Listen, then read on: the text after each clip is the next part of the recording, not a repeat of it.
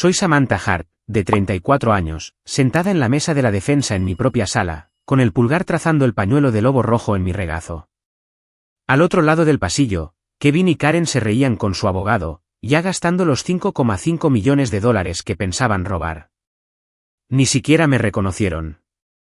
Entonces, la voz del alguacil resonó en la sala. Todos de pie ante la honorable juez Samantha Hart. Mis padres se pusieron de pie esperando a un extraño, pero yo me levanté con ellos. Caminé pasando la barra, subí los escalones y tomé asiento detrás del estrado. La sonrisa de suficiencia de su abogado se congeló al instante. Necesito que sean el jurado hoy. Si sus padres los tiraron como equipaje para obtener ganancias, ¿los dejarían volver para una segunda oportunidad o los destruirían? Dejen un culpable o inocente en los comentarios ahora mismo. Quiero ver cuál es su postura antes de decirles lo que hicieron.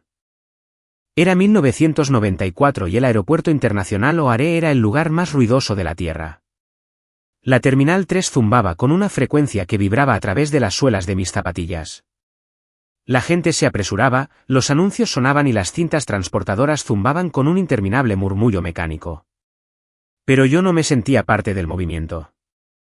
Me sentía como una piedra en un río, atrapada en la pesadez mientras todo lo demás fluía a mi alrededor. Tenía 5 años, envuelta en un pañuelo de lana roja que me picaba el cuello. Me picaba y era demasiado largo, arrastrándose por el sucio linóleo, pero me negaba a quitármelo. Era lo único que se interponía entre mí y la mordaz corriente de aire de las puertas automáticas. Kevin y Karen caminaban delante de mí. No me sostenían la mano. Revisaban sus relojes, sus movimientos eran bruscos y sincronizados. No parecían padres que estaban a punto de perder a un hijo. Parecían personas que llegaban tarde a una reunión de negocios. Parecían molestos. Karen miró hacia atrás, con los ojos entrecerrados. Sigue el ritmo, Samantha. Nos estás retrasando. Me llevaron más allá de los mostradores de billetes, más allá de los felices reencuentros en la puerta, hasta el área de recogida de equipaje de gran tamaño. Era un espacio industrial cavernoso donde los palos de golf y los asientos de coche eran escupidos en un carrusel de metal. El aire olía a combustible de avión y a café rancio. Espera aquí, dijo Kevin. Señaló un banco de metal atornillado al suelo. Vigila las maletas. Tenemos que ir a buscar los billetes. No te muevas hasta que volvamos. ¿Cuánto tiempo? Mi voz era pequeña. Solo cuenta las maletas, dijo Karen, sin mirarme. Estaba mirando las señales de salida. Cuenta 500 maletas. Cuando termines, estaremos aquí. Me senté. Me subí el pañuelo rojo por encima de la nariz y empecé a contar. 2, 3, un juego de esquís, un estuche de guitarra, una caja de cartón sellada con cinta adhesiva. Conté hasta 50. Conté hasta 100. La multitud se dispersó. El zumbido de la cinta se volvió rítmico, hipnótico. 200, 300. Para cuando llegué a 500, el carrusel había dejado de moverse. Los otros pasajeros habían recogido sus cosas y se habían ido. La luz pareció atenuarse, zumbando con ese sonido de bajo voltaje que solo hacen los lugares solitarios. Me senté allí agarrando la lana de mi pañuelo, y me di cuenta de algo para lo que una niña de 5 años no debería tener el vocabulario para entender. No llegaban tarde. No estaban perdidos. La expresión en sus caras cuando se fueron no había sido de pánico. Había sido de alivio. Me habían dejado en el área de equipaje de gran tamaño porque eso era exactamente lo que yo era para ellos. Pesada, gravosa, algo para facturar y nunca reclamar. Fue entonces cuando el silencio me golpeó. No era una calma pacífica. Era una manta pesada y sofocante que me presionaba el pecho hasta que no podía respirar. Ese silencio rompió algo dentro de mí. Robó mi voz. 4 años después de esa noche, apenas hablaba. Dejé que el mundo me pasara por encima porque tenía demasiado miedo de hacer un sonido. Me tomó 3 décadas aprender que el silencio podía ser un arma, no solo una herida. Hoy, cuando me siento en el estrado y la sala se queda en silencio, esperando mi fallo, yo controlo el silencio. Lo uso para imponer respeto. Pero en aquel entonces, en la Terminal 3, el silencio me ordenaba. Me decía que no era nada. No sé cuánto tiempo me quedé allí congelada. Finalmente, un guardia de seguridad en un Segway pasó rodando, se detuvo y dio la vuelta. Pero antes de que pudiera decir algo, un hombre de traje gris salió de las sombras de un pilar. Se había quedado allí por un tiempo, me di cuenta después, observando, esperando a ver si alguien regresaba. Era alto, con ojos amables detrás de gafas con montura de alambre. No parecía un héroe. Parecía un contable. Ella está conmigo, dijo el guardia, acercándose a su radio. Voy a llamar a servicios sociales. No, dijo el hombre. Su voz era suave pero cortó el aire como el acero. Se acercó y se arrodilló frente a mí, ignorando la suciedad del suelo. No me tocó. Solo me miró directamente a los ojos, reconociendo mi existencia. Mi nombre es William, dijo. Los vi irse. Lo siento. No mintió. No dijo que iban a volver. Me dijo la verdad. Y en ese momento, me salvó de la mentira que estaba tratando de contarme a mí misma. Se quedó conmigo hasta que llegó la policía. Se quedó durante la colocación en hogares de acogida y, finalmente, se quedó para siempre. Él fue la red de seguridad que me atrapó cuando mi propia sangre me dejó caer. William murió un martes por la mañana, en silencio, tal como había vivido. No hubo fanfarria, ni titulares, solo un pequeño servicio al que asistió el personal del refugio que había financiado en secreto durante décadas. Me senté en la primera fila, usando el pañuelo rojo, sintiendo el peso del silencio regresar. Él había sido mi ancla, la única persona que demostró que yo no era solo equipaje para ser dejado atrás. Luego vino la lectura del testamento. Esperaba la casa, tal vez una modesta cuenta de ahorros. En cambio, el abogado me entregó una cartera gruesa de documentos. William no era solo un contable jubilado. Era un inversor ángel que había respaldado 3 de las mayores empresas tecnológicas emergentes de los años 90. Había vivido simplemente para poder dar generosamente. El número final fue de $5.500.000. $100.000 por cada año de su carrera de 55 años. Me lo dejó todo a mí. La noticia se conoció 2 días después. Juez local hereda fortuna secreta. Era el faro que había temido. Tardaron exactamente 48 horas en sonar el teléfono. No fue una llamada. Fue un notificador judicial. Me entregaron una demanda en mi domicilio. Custodia fraudulenta y robo de patrimonio. Los demandantes eran Kevin y Karen Hart. No llamaron para preguntar cómo estaba. No pidieron reunirse. Demandaron. Afirmaron que William me había secuestrado del aeropuerto hace 30 años. Afirmaron que habían estado buscando incansablemente durante 3 décadas, víctimas de un sofisticado complot de secuestro. Exigieron los $5,5 millones completos como restitución por su dolor y sufrimiento, además de la escritura de la casa de William. Me senté en mi sala leyendo la demanda. Era una obra maestra de ficción. Describían su agonía por perder a su querida hija. Describían el agujero en sus corazones que nunca sanó. No lloré. No entré en pánico. Entré en modo cámaras. Miré la demanda no como una hija, sino como una juez revisando un expediente. Y fue entonces cuando lo vi. El libro de contabilidad narcisista. Para los padres normales, un hijo es una persona. Para Kevin y Karen, yo era un activo. Cuando tenía 5 años, yo era un pasivo, una boca que alimentar, una carga que llevar por un aeropuerto. Así que me liquidaron. Me dejaron en el área de recogida de equipaje para reducir sus pérdidas. Pero ahora, 30 años después, mi valor había cambiado. Ya no era un pasivo. Era una cuenta por cobrar. Venía con un precio de $5,5 millones. No regresaban porque me extrañaban. Regresaban porque su inversión finalmente había madurado y querían cobrarla. No era amor. Era contabilidad. Estaban tratando de equilibrar sus cuentas con mi vida. Y la audacia de ello, la pura e incontrolada codicia, quemó los últimos vestigios de la niña asustada dentro de mí. Pensaron que estaban demandando a una víctima. No se dieron cuenta de que estaban demandando a la ley misma. Dejé los papeles. No llamé a un abogado de inmediato. En cambio, caminé hacia el espejo y me miré. Vi los ojos de la niña que contó hasta 500. Vi a la mujer que había puesto a criminales tras las rejas por menos que esto. Moción denegada, susurré a la habitación vacía. Tomé mi teléfono y marqué al mejor contable forense del estado. Necesito que investigues, dije. Vuelve a 1994.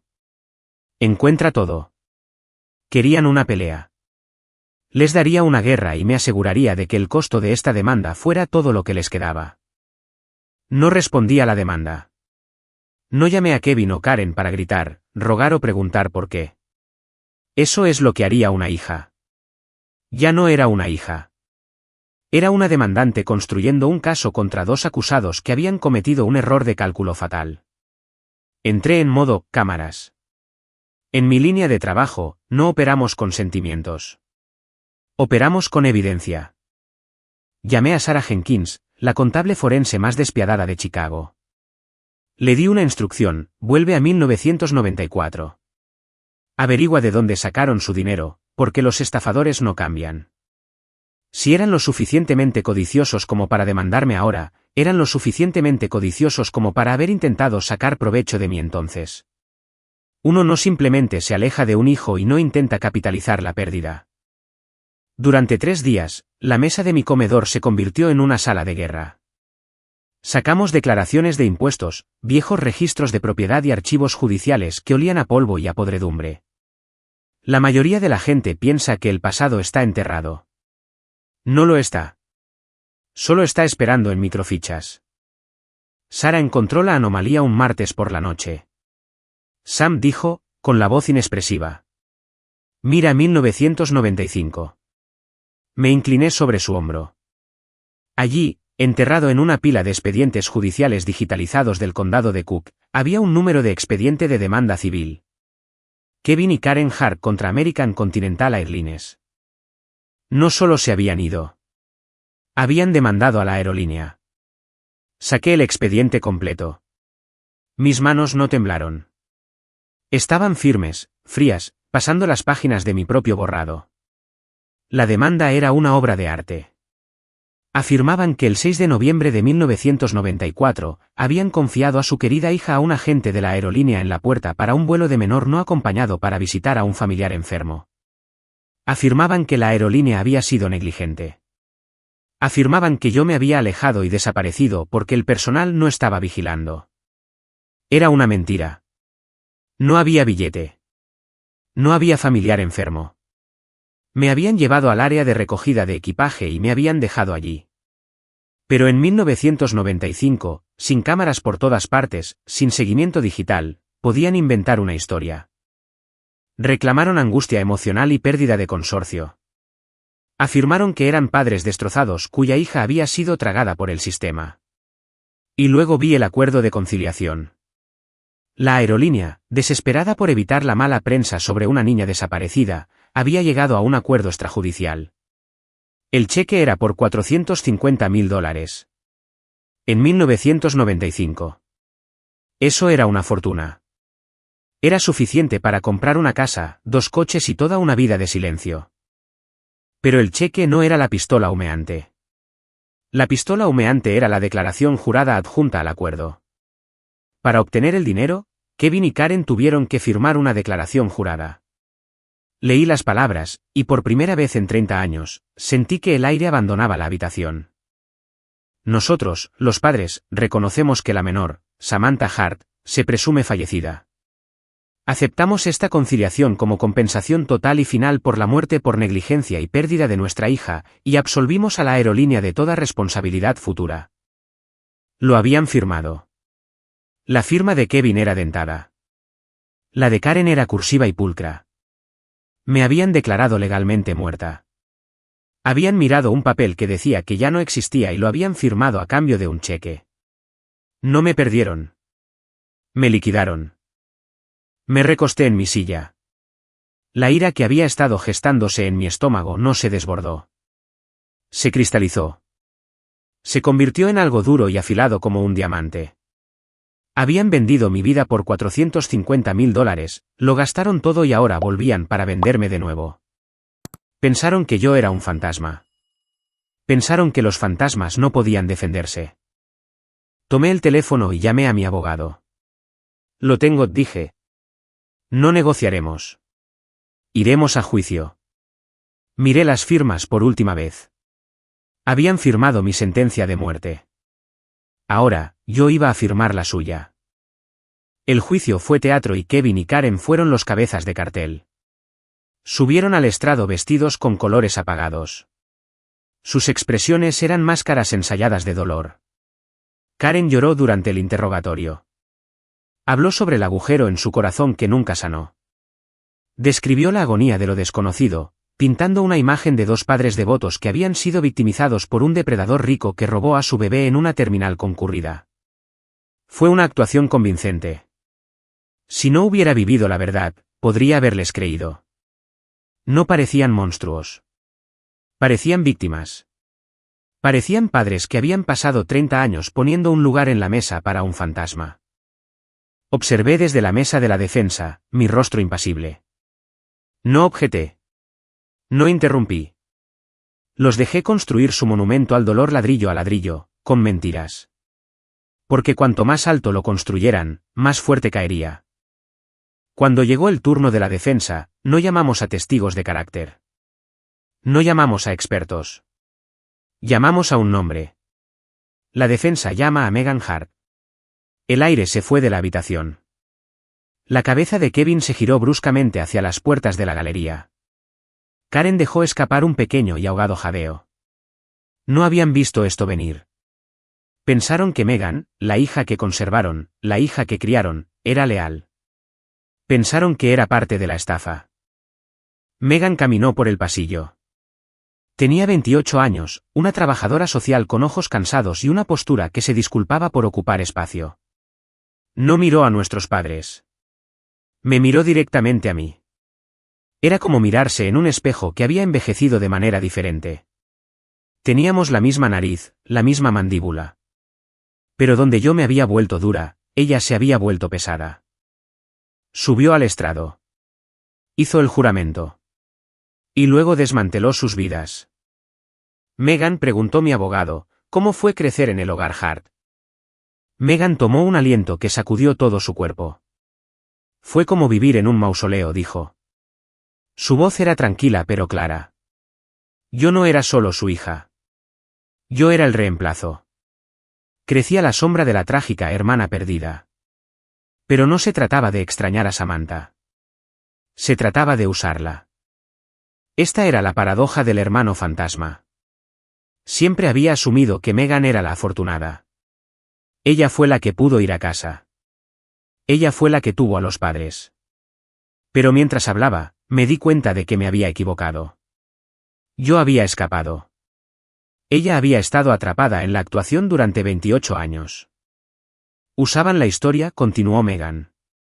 Cada vez que el alquiler se retrasaba, cada vez que papá perdía dinero jugando, sacaban a relucir la tragedia. La iglesia les dio dinero. Los vecinos trajeron cazuelas durante años. Mi hermana no era una persona para ellos. Era moneda. Su ausencia pagaba las facturas. Karen se puso de pie, con la cara roja. Megan, detente. No te atrevas. Siéntese, ladró el alguacil. Megan no se inmutó. Metió la mano en su bolso de mano y sacó una caja de zapatos.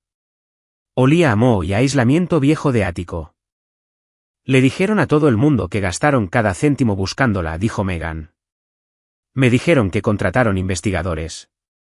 Me dijeron que rastrearon la tierra. Pero cuando estaba limpiando el ático la semana pasada buscando fotos viejas, encontré esto. Abrió la caja. No estaba llena de volantes de personas desaparecidas. No estaba llena de correspondencia con la policía.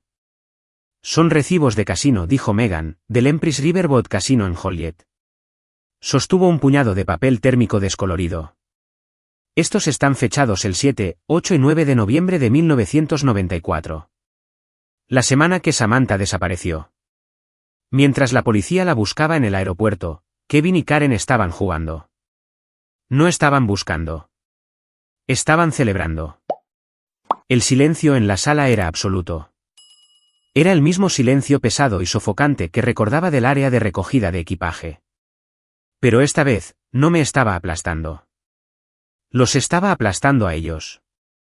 Megan miró a nuestros padres, las lágrimas finalmente se derramaron. Solía sentirme culpable de ser la que se quedaba, susurró. Pero ahora me doy cuenta de que Samantha fue la que se escapó. Yo fui la que se quedó atrás. Kevin se hundió en su silla. Un hombre cuya existencia entera acababa de ser expuesta como un fraude vacío. No solo habían abandonado a una hija. Habían devorado a la otra. Mi abogado no le dio tiempo a la sala para respirar. El testimonio de Megan había agrietado los cimientos, pero necesitábamos derribar toda la casa. Caminó hacia el estrado y colocó un solo documento amarillo frente a la juez presidenta. Era una copia certificada del acuerdo de conciliación de 1995 de los archivos del condado de Cobb. Su señoría dijo, su voz cortando los susurros atónitos de la galería. Los demandantes están demandando por la custodia de un patrimonio basándose en sus derechos parentales.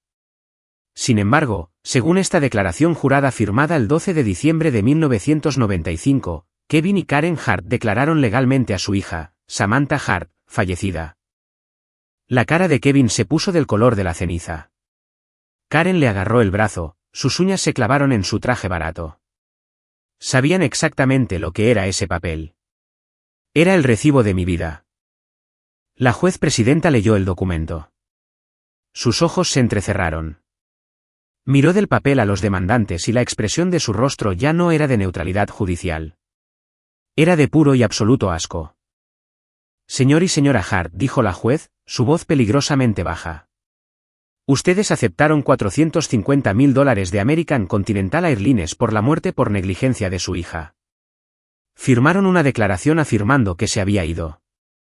Así que una de dos cosas es cierta ahora mismo. O cometieron un gran hurto y fraude en 1995 o están cometiendo perjurio y fraude ante el tribunal hoy. ¿Cuál es? La trampa se cerró. Si admitían que yo estaba viva en aquel entonces, eran criminales que habían robado $500,000. Si se aferraban a su historia de que yo estaba muerta, no tenían legitimación para demandarme ahora porque los fantasmas no tienen herederos. Su abogado, dándose cuenta de que había sido conducido a un campo de minas, se alejó físicamente de ellos. Comenzó a empacar su maletín. Me puse de pie. No pedí permiso. No esperé a que mi abogado hablara. Caminé alrededor de la mesa de la defensa y me paré en el centro del pasillo frente a ellos. Durante 30 años, les había tenido miedo a estas personas. Había dejado que su recuerdo rondara cada habitación tranquila en la que entraba. Pero mirándolos ahora, temblando, atrapados y pequeños, me di cuenta de que no estaba mirando a monstruos. Estaba mirando a parásitos. Me vendieron, dije. No grité. Usé la voz que usaba al sentenciar a un delincuente violento. Fría, inexpresiva y definitiva. No solo me dejaron en el aeropuerto. Me cobraron. Le pusieron un precio a su propia hija y lo gastaron en blackjack y máquinas tragaperras. Karen intentó hablar. Abrió la boca, las lágrimas corrían por su rostro. La misma actuación que había usado en la iglesia, los vecinos y Megan. Samantha, por favor, se ahogó. Éramos jóvenes. Estábamos asustados. Te amábamos. Me declararon muerta, interrumpí. Firmaron un papel diciendo que ya no existía para poder comprar un barco. Bueno, felicidades. Tenían razón. La hija que tenían está muerta. Murió en la Terminal 3. Me incliné más cerca, dejando que el silencio se extendiera hasta que fue casi insoportable. Este era el mazo del silencio. Ya no me estaba ahogando en él. Lo estaba empuñando. Un fantasma no puede heredar, Kevin. Pero un fantasma puede atormentarte. Y te prometo que te atormentaré con cada instrumento legal a mi disposición hasta que desees no haber vuelto a entrar en mi vida. La juez presidenta golpeó su mazo. Sonó como un disparo. Caso desestimado con perjuicio. Alguacil, por favor, escolte a los demandantes a la custodia. Estoy remitiendo este asunto a la oficina del fiscal del distrito para una investigación inmediata por fraude de seguros y perjurio. Kevin y Karen comenzaron a gritar mientras los oficiales se acercaban, pero no miré. Les di la espalda, tal como ellos me la habían dado a mí. La repercusión fue absoluta. El Estatuto de Limitaciones sobre el Fraude del Acuerdo de 1995 era un complejo nudo legal. Pero el perjurio que cometieron en audiencia pública era reciente. Fueron acusados 3 semanas después. Las noticias locales, que inicialmente habían publicado la historia de la fortuna secreta de la juez, ahora publicaban un titular muy diferente. Los padres que vendieron a su hija. Su reputación fue incinerada. La iglesia los cortó. Los vecinos que habían traído cazuelas durante 30 años exigieron explicaciones que no pudieron dar. Perdieron su casa por honorarios legales. Se quedaron sin nada. Sin dinero, sin estatus y sin hijas. No me quedé con los $5,5 millones. William no me lo había dado para comprar un yate. Me lo había dado para construir una red de seguridad. Usé el dinero para lanzar la Fundación Recogida de Equipaje. Proporcionamos defensa legal de primer nivel para los niños de acogida que salen del sistema, asegurando que cuando el Estado deja de preocuparse, alguien más interviene. Nos aseguramos de que ningún niño tenga que estar solo en una terminal preguntándose si importa. 6 meses después, me senté en una cafetería en el centro de Chicago. Al otro lado de la mesa, Megan se reía de algo que dije. Parecía diferente. El peso había desaparecido de sus hombros. Había dejado su trabajo en la agencia y había venido a trabajar para la fundación como nuestra trabajadora social principal. Estábamos construyendo una relación desde cero, ladrillo a ladrillo, sin la vara de las mentiras de nuestros padres entre nosotras. Extendí la mano para tomar mi café y la manga de mi abrigo se subió, revelando el pañuelo de lana roja que llevaba puesto. No lo llevaba porque tenía frío. Lo llevaba porque se veía bien. Ya no era un escudo. Era solo un pañuelo. La cafetería era ruidosa, llena de tazas que chocaban y charlas. Pero por un momento, me permití escuchar el silencio debajo de todo. No era el silencio aterrador y solitario del aeropuerto. Era el silencio pacífico de un caso cerrado. Era el silencio de una deuda finalmente pagada en su totalidad. Miré a Megan. Miré el trabajo que estábamos haciendo. Y me di cuenta de que William tenía razón. Yo no era la chica que fue abandonada. Yo era la chica que fue atrapada.